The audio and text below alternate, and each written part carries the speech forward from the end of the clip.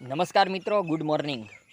આજે morning walk and ટોકમાં એક વિધવા બેન સ્ત્રીની વાત. આ વિધવા બેનની જિંદગીમાં કેવા આટાપાટા થયા, એટલે જીવનમાં કેવા આટાપાટા હોય છે તેની વાત છે. બેન વિધવા થઈ ત્યારે તેમની ઉંમર 35 વર્ષ અને 10 વર્ષનો એક દીકરો. એટલે તેમના દેરિયા જેઠિયા, ખૂબ ખાનદાન કુટુંબ. તેમણે જણાવ્યું કે બેન, ચિંતા નહીં કરતી, તમે અને તમારા દીકરાની સંપૂર્ણ જવાબદારી અમારી રહેશે. તમારા નામે અમે સંપત્તિ કરી દઈએ, તમને જીવનના છેલ્લા શ્વાસ સુધી કોઈ ચિંતા થશે નહીં. બેનના મધર ફાધરે પણ કહ્યું કે બેટા, એ તારું જે સાસરિયાનું કુટુંબ છે એ ખૂબ સંસ્કારી છે, પણ બેનની ઈચ્છા હતી કે ના, મારે રીમેરેજ કરવા છે અને પુનઃ લગ્ન જીવન જીવવું છે.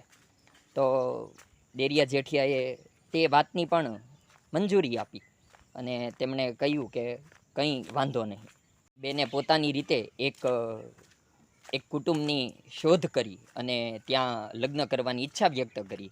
તો દેરિયા જેઠિયાની ખાનદાની જુઓ, તેમણે એ બેનના લગ્ન એ નવા કુટુંબ પરિવારમાં ધામધૂમથી કરી દીધા. પણ વિધિની વક્રતા કેવી હોય છે, હમણાં જે આપણે વાત કરીને કે જીવનના આટાપાટા કેવા.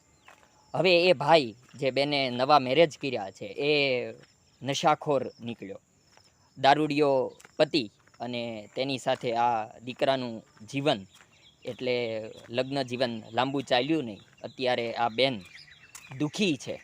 જીવનના આવા આટાપાટા હોય છે. આપણે પ્રાર્થના કરીએ કે ફરી એ વિધવા, ફરી એ બેનના જીવનમાં સુખ શાંતિ આવે. પણ આ વાતનો પ્રસંગ જાણ્યો તો થયું કે તમારા સુધી આ વાત શેર કરીએ. જીવનના આટાપાટાઓ અજબ ગજબના હોય છે. ગુડ મોર્નિંગ મિત્રો, ધન્યવાદ.